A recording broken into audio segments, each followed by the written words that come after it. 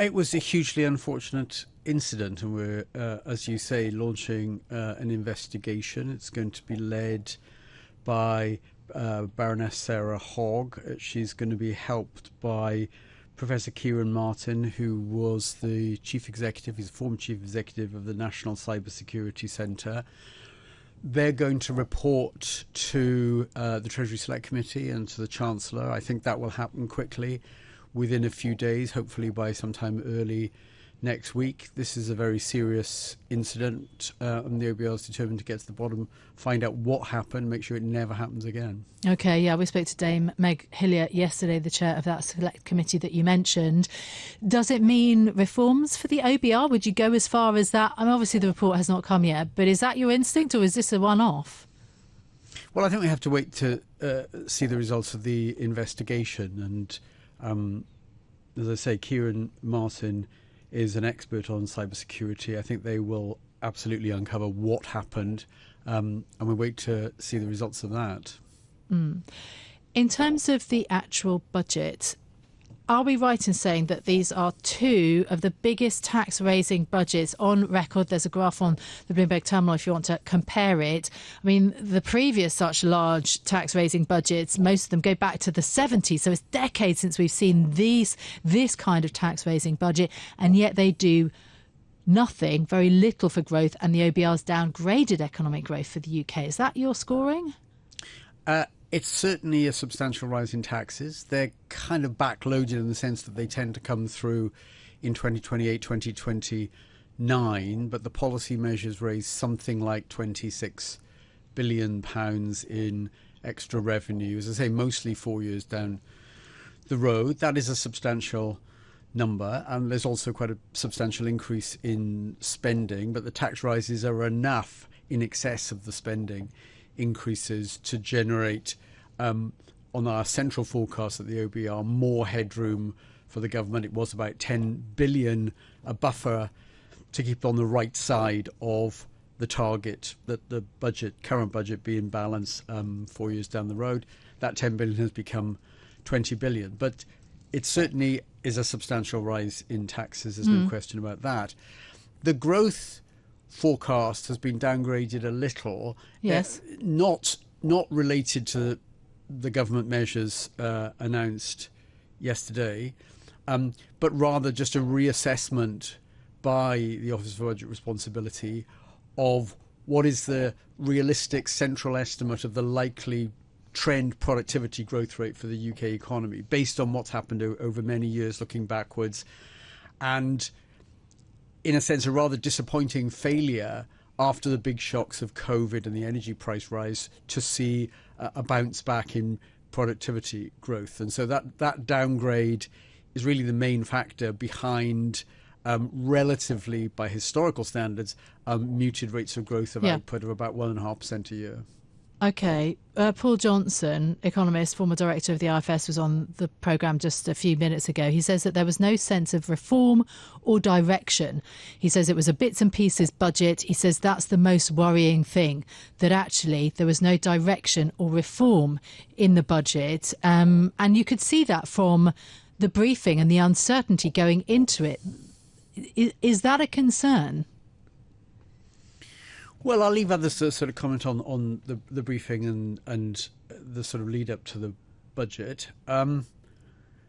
What's happened is, instead of perhaps focusing on one particular tax and trying to create the extra headroom against the government's targets by a single big measure, there's a series of measures of a pretty diverse sort. The single biggest one, though, is effectively a further increase in income tax from freezing the threshold of the rates at which people begin to pay tax and then pay at higher rates. That's a continuation of a policy that goes back to 2022, and it raises a substantial amount of money, probably more than any other single measure, but there are a series of other measures as well. But there is concern about the backloading of those tax increases, that the spending happens earlier than the tax increases. Are you concerned about the budget unravelling in some sense, that actually when it comes to trying to implement these tax increases, that it's not going to bring in as much as your estimates?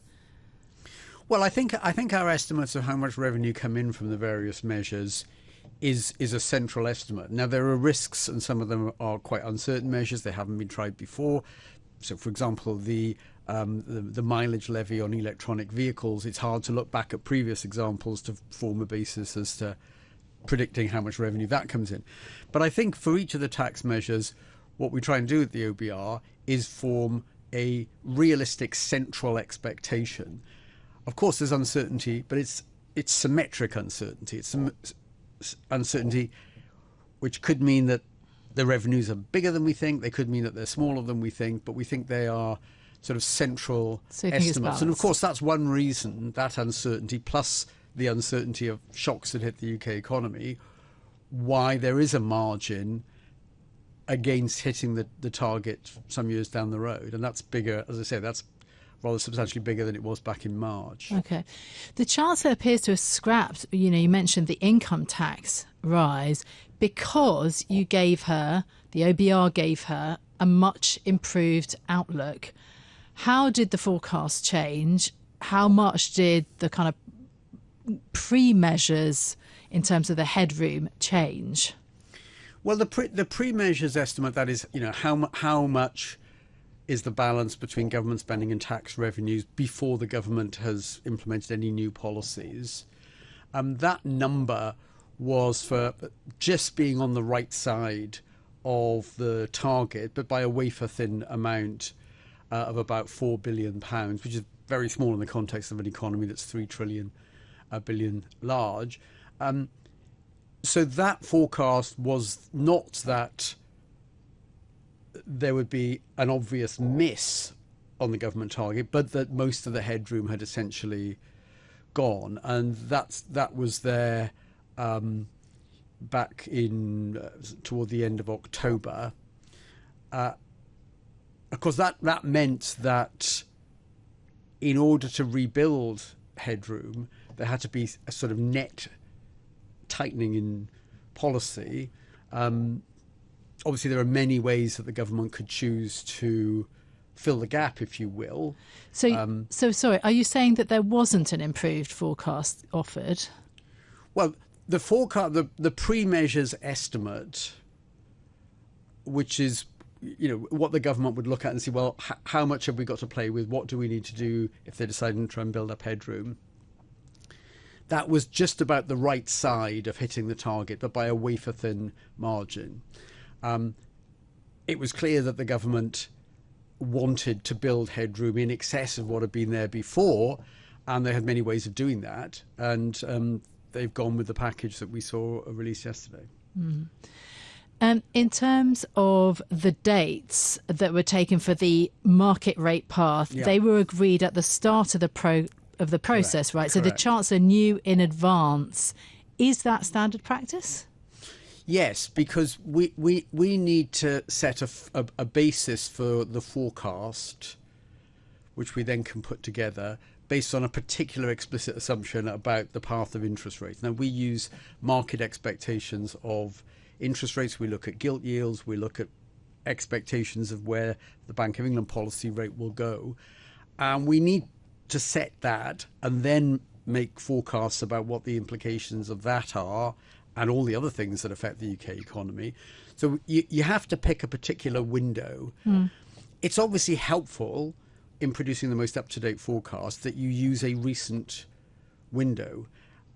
And one can use a slightly more recent window for the purely fiscal implications of what debt interest payments might be than you can use to set the interest rate background for the more general economy forecast. And that's why we used a slightly later window for gilt yields and expectations of bank rates, set all that out right at the beginning of the process.